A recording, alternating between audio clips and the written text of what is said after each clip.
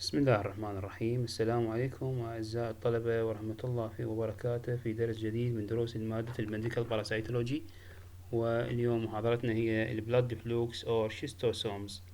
البلاد فلوك هي المجموعة الأخيرة في مجموعة الفلوكس أو التريماتود اللي ناخذهم، وإن شاء الله next lecture will be on the cystodes. المجموعة يعني الجديدة والأخرى من الهيلمنث هي السيستود. اليوم مثل ما قلنا عندنا البلاد فلوكس او شيستوسومز. البلاد فلوك هي اسم الجروب مالتهم، اللي هي يعني نسبة الى اللوكيشن مال الباراسايت بالبلاد. وشيستوسومز هي genus name. Under this genus name there are three parasites are listed here: Schistosoma japonicum, Schistosoma mansoni, and Schistosoma hematobium. For the first two parasites, Schistosoma japonicum and mansoni, also called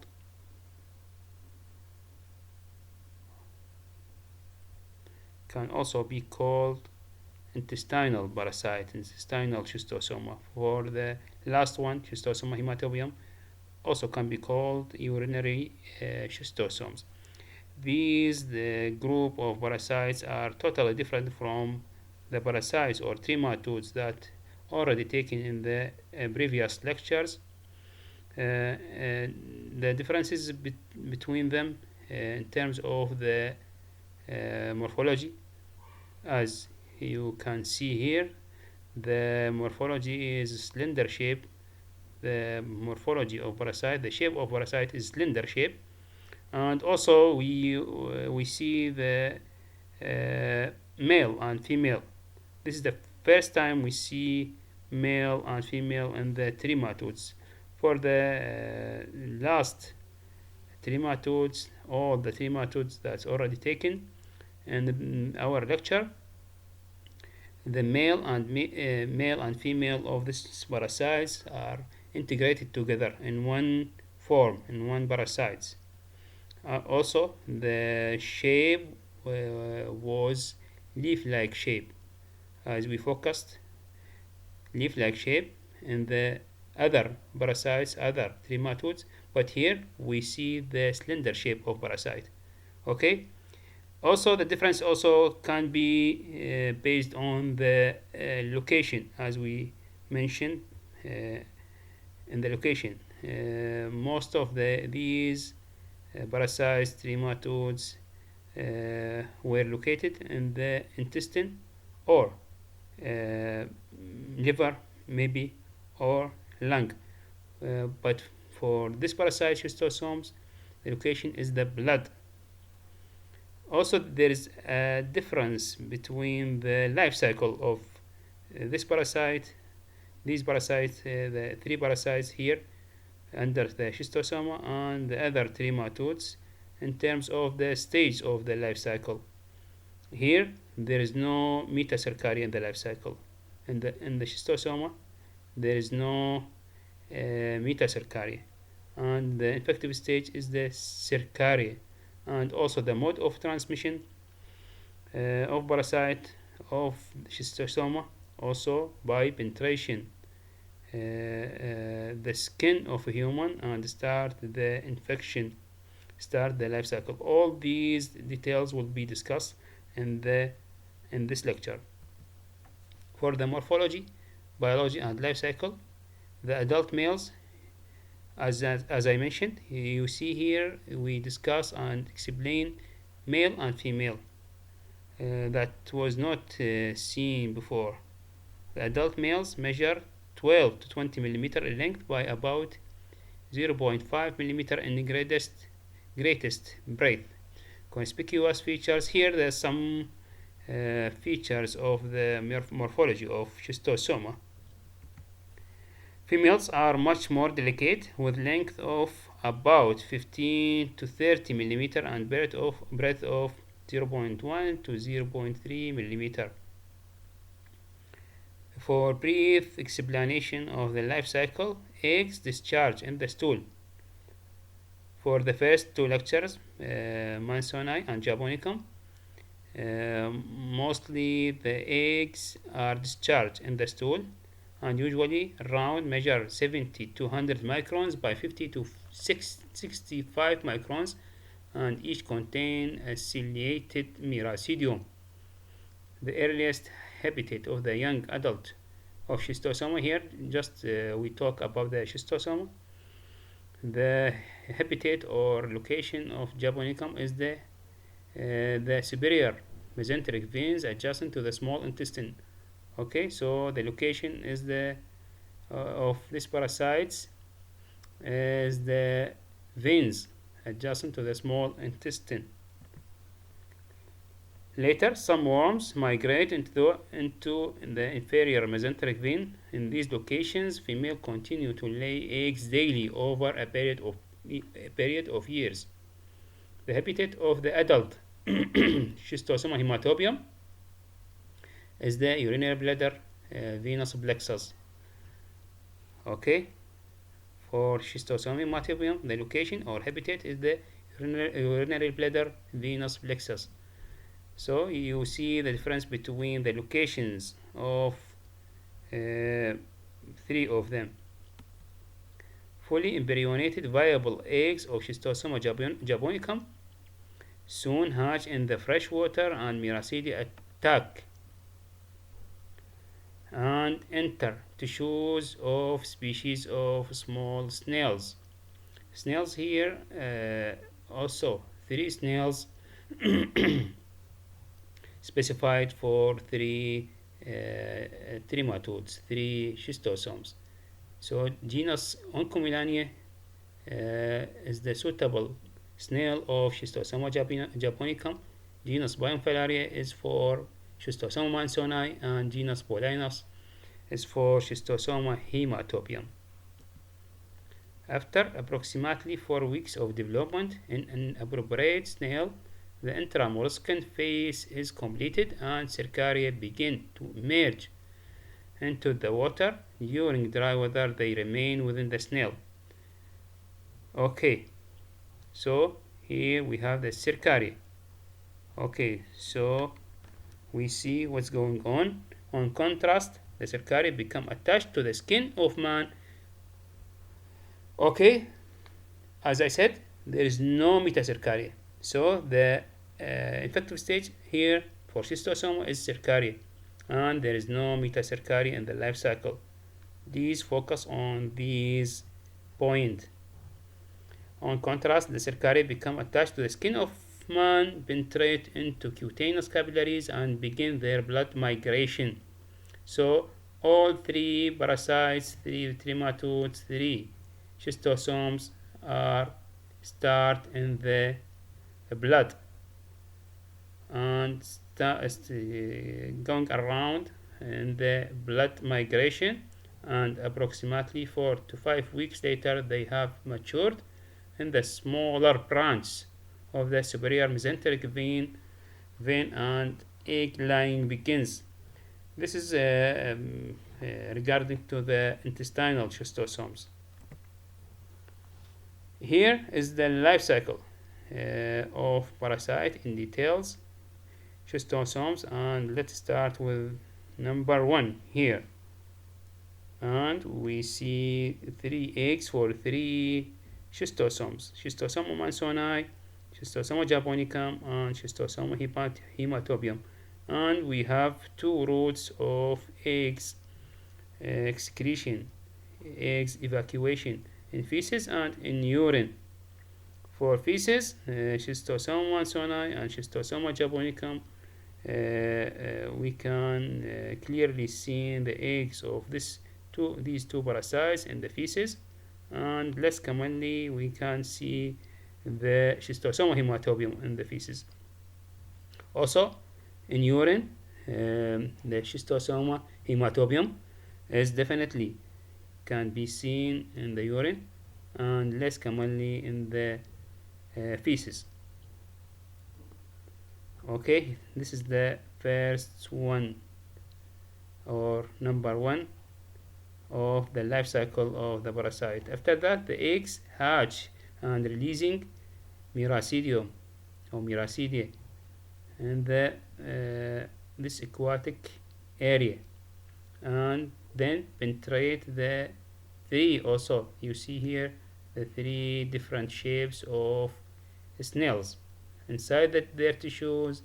Development of the larval states may occur, or definitely occur, sorry. Then here number 5 you can the circaria, very characteristic circaria, can we see here in number 5, and fork-tailed, we can be called fork-tailed circaria, very characteristic for the schistosoma here, as you can see here. And circaria released by snail into water and free swimming, looking for the human to penetrate the skin and start a new cycle, start a new infection by losing tails and during penetration, and become schistosomule. Here the stage is called schistosomule. After losing the circaria their tails and start the infection inside the human body. Number 9, here we can see the migration of parasite to the portal blood and liver and mature into adults. And here we see the mate, male and female, and start laying of eggs. Paired adult worms migrate to the mesenteric venules of bowel or rectum, laying eggs that circulate to the liver and shed in stools, or for the schistosoma hematobium, venous plexus of bladder. This is the illustration of the life cycle of parasites in details for the 3 parasites together. So all the information here for the parasite, for the schistosomes, are integrated here in one life cycle and can be studied in one form. For the pathogenesis and symptoms of schistosoma hematobium, we will only focus on the pathogenesis and symptoms of schistosoma hematobium because we need to summarize and shorten the lecture, and also focus on the important things or items for these parasites. For schistosoma hematobium, the prepatent incubation period in schistosomiasis hematobia paralysis that of the 2 intestinal types of the disease. It means similarity between schistosoma hematobium and schistosoma mansoni and japonicum, but there is usually less evidence of acute hepatitis and systemic intoxication. Okay, for eggs deposition and extrusion cause local traumatic damage and hemorrhage. Later on you will see the eggs of the parasite, of this parasite schistosoma hematobium, and see the spine in the eggs. These parasites are very characteristic and has a role in the pathogenesis of this parasite. So it causes local traumatic damage and hemorrhage, either in the wall of the rectum or the urinary bladder. Also, physical lesions include hyperplasia of the wall, then gritty phosphatic deposits on the structure and dense fibrosis of the muscular and submucous coat, through which it is increasingly difficult for eggs to filter. Meanwhile, the urethral lumen becomes greatly constricted due to the hyperplasia and the excretion or the evacuation of the parasite in this lumen. At times completely closed, or similarly the uterus and pelvis of the kidneys the penis or scrotum may develop also obstruction. These all the pathogenesis, definitely in summarized forms. Just we focus on the most important point regarding to the pathogenesis, and we see all these pathogenesis is histopathological change due to the presence of eggs in the tissues of a human. For the symptoms, during the incubation period, the patient may be essentially symptomless, can be symptomless, or may have an increasing malaise with the late afternoon fever, moderate hepatic pain, or epigastric distress and elevated eosinophil count. If once mature in the rectal veins, there may be severe tenesmus with dysentery. All these symptoms can be seen, can be also hematuria can be seen, and very characteristic for schistosoma hematobium. More often, the first evidence of the infection is the painless passage of blood in urine, which called hematuria. Very characteristic symptom of schistosoma hematobium, and with a huge number of eggs evacuated with this blood. But more and more, there is also discharge of pus cells and necrotic tissue debris, decrease in the interval between period of urination and eventual incontinence or inuria due to urethral stricture, and the bladder colic is also a cardinal symptoms for this infection.